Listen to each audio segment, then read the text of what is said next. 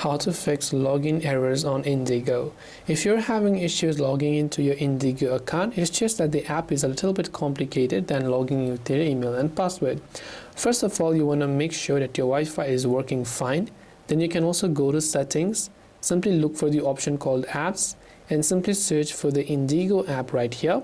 Then make sure to go to storage on Android, clear cache, and also make sure to clear the data.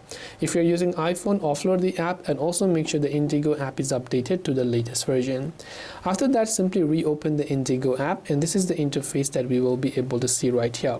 It could have been basically logging into your account with an incorrect detail. So it says login or sign up for IndiGo. You want to make sure to enter your mobile number or the email address that you used to sign up your IndiGo account with. So here you can enter your email, then tap on continue. Then it's going to ask you to enter a couple of other information, so like your first name, your status, and everything else. And once you've done that, it will also send a verification or the OTP code to your mobile number. Then it will also send an OTP code to your email address. And after you verify both of those, you should be able to enter your password and log into your IndiGo account. This way you should be able to log into IndiGo. I hope this video helped you. If you have got any further questions, feel free to leave them down. Thanks for watching and see you in the next video.